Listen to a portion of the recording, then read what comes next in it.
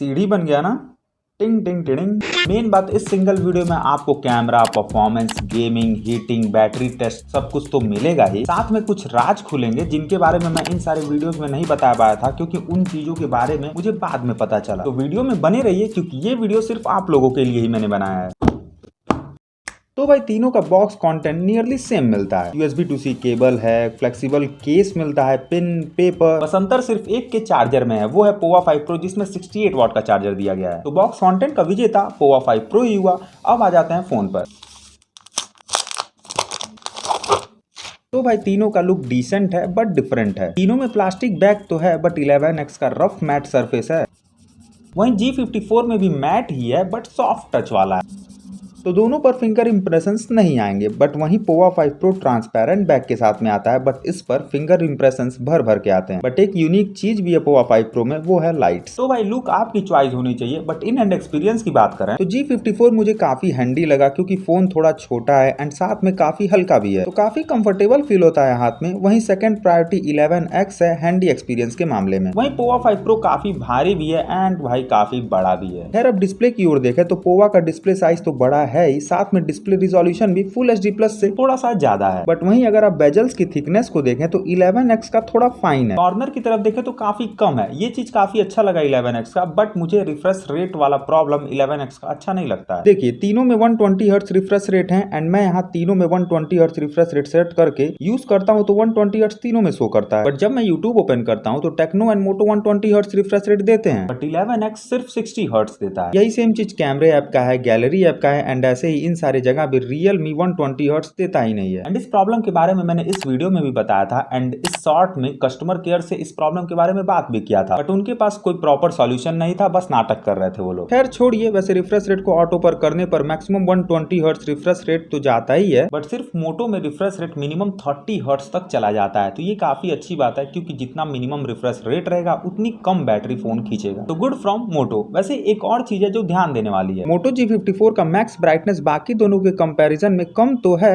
जो कि क्लियर पता चलता है, बट अगर आप कोई कंटेंट देखते हैं तीनों फोन में सेम रिजोल्यूशन पर तो कलर एंड डिटेल्स मोटो में ही अच्छे मिलते हैं। इस चीज को आप क्लियरली देख भी सकते हैं भाई, कंटेंट देखने पर थोड़ा सूदिंग लगता है मोटो का एंड वहीं पोवा एंड 11X में चमक थोड़ा ज्यादा है। तो होप करता हूं कि मेरी बात आप समझ गए होंगे। तो ओवरऑल देखें तो डिस्प्ले के मामले में G54 ही बेटर है। वैसे G54 का ब्राइटनेस कम है बट सनलाइट के प्रेजेंस में भी मोर देन सफिशिएंट है। वैसे मोटो में यूट्यूब पर 2160p का रिजोल्यूशन तो है बट उस रिजोल्यूशन पर वीडियो चलता नहीं है एंड इस बारे में पिछले वीडियो में आप लोगों से काफी चर्चा भी हुई थी। बट हाँ दोस्तों 1440p रिजोल्यूशन सपोर्ट करता है G54 जो कि बाकी दोनों में भी करता है, तो कोई दिक्कत वाली बात है नहीं इसमें एक तरह से देखें तो। एंड वही तीनों ही फोन में वाइड बैंड L1 का सपोर्ट है, तो OTT प्लेटफॉर्म पर आप मैक्सिमम रिजोल्यूशन पर वीडियोस देख सकते हैं। खैर अब डिस्प्ले वाले टॉपिक से थोड़ा कट मारते हैं भाई। तो भाई साइड वाइज देखें तो सब कुछ सेम है। लेफ्ट में फिंगरप्रिंट है, वॉल्यूम रॉकर, ऊपर की तरफ सेकेंडरी माइक, लेफ्ट में सिम ट्रे जिसमें आप तीनों ही में 2 सिम के साथ एक SD कार्ड लगा सकते हैं, नीचे की तरफ वही speaker, mike, charging port and 3.5mm का जैक एंड वहीं ऊपर की तरफ एक और स्पीकर दिया जाता है कॉलिंग के लिए, बट मीडिया आउटपुट के लिए डुअल स्पीकर का सपोर्ट G54 एंड पोवा में है।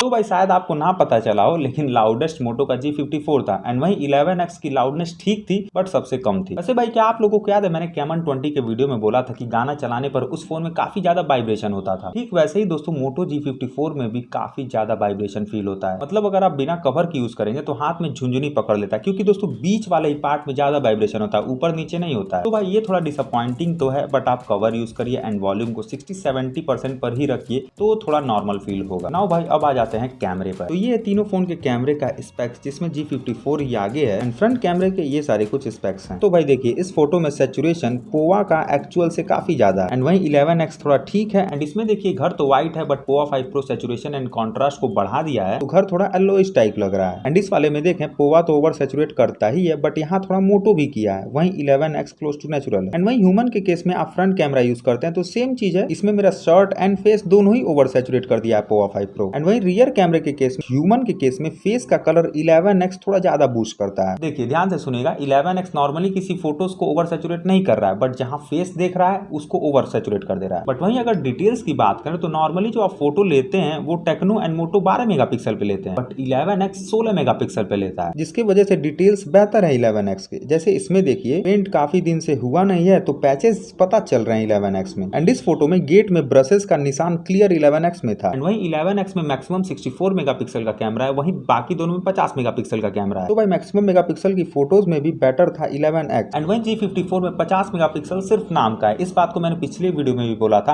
आप देख सकते हैं भाई पोवा 5 प्रो में भी 50 मेगापिक्सल है, G54 में भी, बट डिटेलिंग में कितना ज्यादा अंतर है। खैर वहीं मैक्सिमम जूम 11x में 20x तक कर सकते हैं, बट पोवा 5 प्रो में सिर्फ 10x एंड मोटो G54 में सिर्फ 6x तक कर सकते हैं। वहीं तीनों फोन के मैक्सिमम जूम पर फोटो क्लिक करने के बाद जब हम मोटो एंड टेक्नो को 20x तक क्रॉप करके जूम करते हैं फिर भी डिटेलिंग 11x जैसी नहीं मिलती है। तो भाई जूम के मामले में 11x ही बेटर है। खैर अब डायनेमिक रेंज की ओर देखें तो G54 ही बेटर था। कुछ इस प्रकार के लाइट में फोटो लेने पर आप देख सकते हैं सैचुरेशन एंड डिटेल्स G54 में ही बेटर था। एंड इस वाले में पेड़ में ब्लैक पार्ट में डिटेल्स G54 में ही बेटर था। यही सेम चीज फ्रंट कैमरे में भी देखने को मिला। देख सकते हैं लाइट स्प्लिट किया है 11x एंड पोवा, वहीं G54 में नहीं हुआ था। एंड वहीं पोर्ट्रेट शॉट में भी मुझे G54 ही अच्छा लगा। देखिए डेप्थ तो ठीक है तीनों ही फोन का, बट बैकग्राउंड कलर देखिए वो भी सैचुरेट करके ब्लर करता है G54 एंड टेक्नो के जैसा कुछ ऐसा नहीं करता है। एंड वहीं लो लाइट में कभी 11x बेटर था जैसे इस वाले फोटोज में देखिए, एंड कभी G54 बेटर था। बट हाँ दोस्तों नाइट मोड में सिर्फ टेक्नो ही इफेक्टिव था, वहीं मोटो एंड रियलमी एकदम इफेक्टिव नहीं थे भाई। एंड वहीं फ्रंट कैमरे में फ्लैश की वजह से टेक्नो ही ब्राइट पिक्चर विद डिटेल्स ले पा रहा था। एंड वैसे इंडोर में भी सेम किस्सा था, सैचुरेशन पोवा 5 प्रो थोड़ा एक्स्ट्रा दे रहा था, वहीं 11x का डिटेलिंग्स बेटर था। एंड वहीं G54 भाई नॉर्मली बेटर था। एंड अब कुछ मैं बढ़ाई करूंगा सिर्फ मोटो G54 का। पहली बात मोटो में अल्ट्रा वाइड लेंस है जिसकी वजह से आप काफी वाइड शॉट्स ले सकते हैं। वहीं मोटो में ही सिर्फ मैक्रो लेंस है जो कि काफी इफेक्टिव पिक्स लेता है। एंड आप अगर 11x एंड पोवा के पिक को जूम भी करें तो भी G54 की मैक्रो शॉट में ज्यादा डिटेल्स मिलता है। एंड वहीं मोटरोला में ही सिर्फ OIS का सपोर्ट दिया गया है। इसका मदद थोड़ा फोटोग्राफी में मिलता है, अगर आपका हैंड सेकी है फिर भी आप फोटो क्लिक कर रहे हैं तो फोटो ब्लर नहीं होता है क्योंकि OIS हिल डुल के थोड़ा मैनेज कर लेता है। तो भाई मोटरोला में दिए गए इन तीन चीज के लिए पॉइंट्स जरूर बढ़ेंगे। अब वीडियो की बात करते हैं तो ये सारे कुछ रिजोल्यूशन सपोर्ट करते हैं तीनों ही फोन में। यहाँ 11x में देखें तो ना ही 60 FPS है ना ही 2K। खैर इसीलिए मैंने कुछ सैंपल्स 1080p 30 FPS में ही लिया। तो भाई सैचुरेशन में डिफरेंस सेम फोटोग्राफी वाला ही था, नेचुरल से थोड़ा ज्यादा saturate and contrast Pova 5 pro का था, वहीं डिटेल्स थोड़ा बेहतर 11x का। एंड वहीं मोटरोला भाई हमेशा की तरफ बैलेंस्ड था। वैसे तीनों का एक्सपोजर बैलेंस सेम टाइप का था, ना किसी का जल्दी ना किसी का लेट। वैसे G54 के फ्रंट कैमरे से थोड़ा अजीब सैचुरेशन में डिफरेंस था। कलर देखिए लाल से थोड़ा अजीब था, बट हाँ फेस का कलर ठीक मैनेज करता है एंड डिटेल्स मोटो के ही बेटर थे। एंड वहीं EIS स्टेबलाइजेशन वाला सिस्टम तीनों ही फोन में है, बट टेक्नो थोड़ा ज्यादा ही फ्रेम को क्रॉप कर देता है जो कि क्लियर पता चलता है। बट हाँ उसी वजह से दोस्तों थोड़ा ज्यादा स्टेबलाइज टेक्नो की ही वीडियोस थी। एंड वहीं जब मैंने स्टेबलाइजेशन मोड ऑफ करके रिकॉर्ड किया तो बेटर स्टेबलाइजेशन G54 का मिला। ऐसा इसलिए हुआ क्योंकि G54 में OIS सिस्टम दिया गया है एंड आप जानते ही होंगे OIS हार्डवेयर बेस्ड सॉल्यूशन होता है एंड इसके लिए किसी मोड की जरूरत नहीं पड़ती है। वैसे 15,000 में OIS के साथ अल्ट्रा वाइड लेंस देना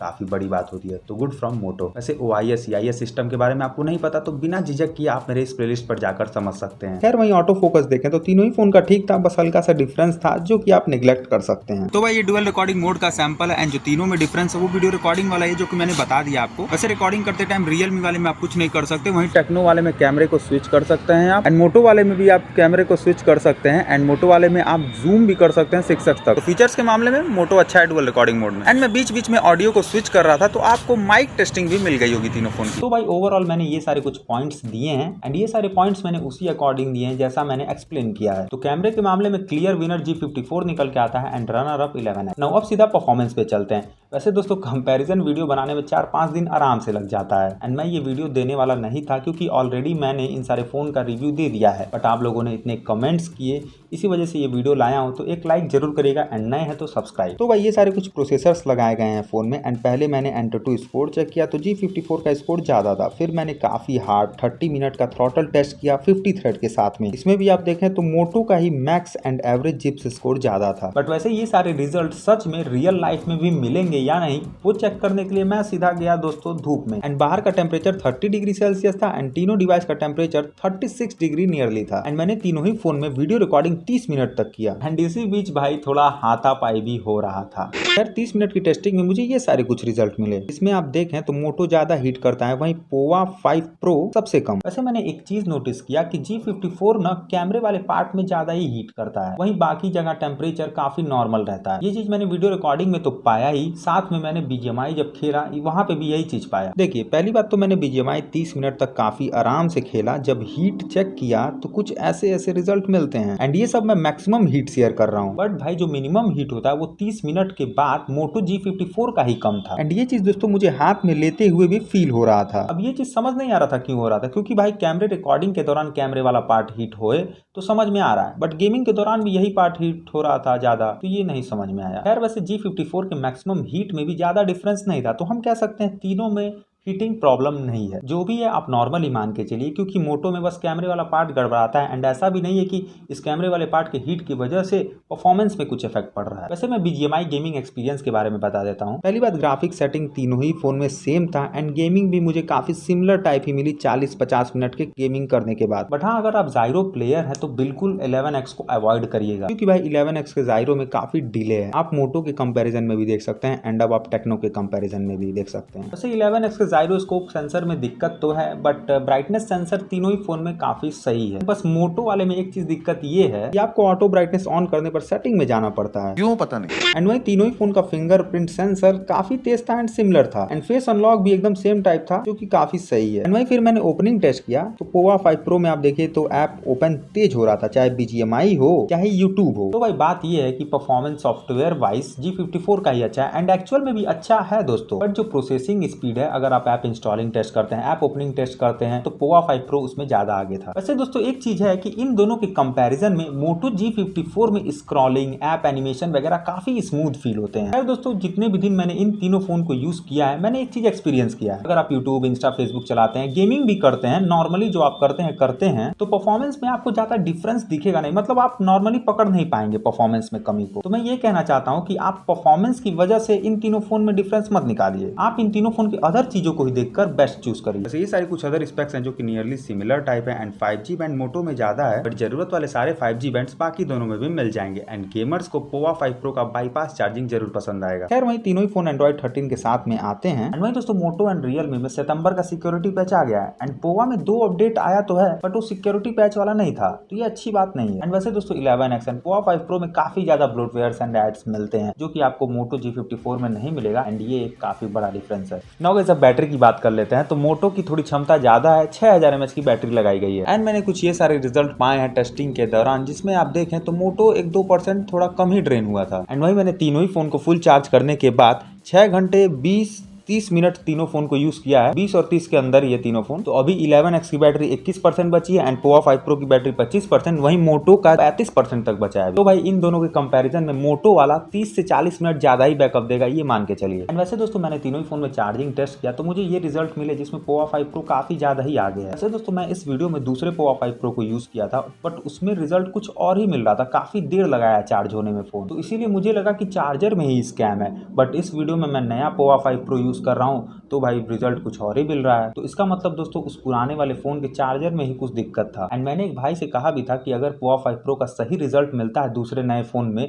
तो मैं इस वीडियो को रिमूव कर दूंगा। तो भाई मैं रिमूव कर दिया। तो भाई चार्जिंग के मामले में पोवा 5 प्रो आगे है, एंड बैटरी बैकअप तीनों में ही अच्छा मिलता है। एंड ये दोस्तों ओवरऑल रिजल्ट है जो कि मैंने आपको पॉइंट वाइज दिए हैं, एंड ये रिजल्ट आपको जेन्युइन एकदम लगेगा अगर आपने मेरी पूरी वीडियो देखी है तो भाई पोवा 5 प्रो 14-15 हजार में मिल रहा है तो समझ में आ रहा है बेटर ऑप्शन है। बट दोस्तों 11x अगर 14-15 हजार में मिल रहा है तो ये एक बेटर ऑप्शन नहीं है, क्योंकि दोस्तों रिफ्रेश रेट, जायरोस्कोप डिस्टर्ब है, एंड दोस्तों 60 FPS का सपोर्ट भी नहीं इस फोन में मिलता है। तो अगर आपको 11x 12-13 हजार में मिले तो लीजिएगा। एंड वहीं अगर आपको G54 15 हजार के कम मिल जाता है या 14.5 हजार का मिल जाता है तो ये एक बेस्ट डील है आपके लिए। बाकी इस वीडियो में इतना ही, काफी मेहनत लगा, सब्सक्राइब जरूर करिएगा। मिलते हैं जल्द, जय हिंद।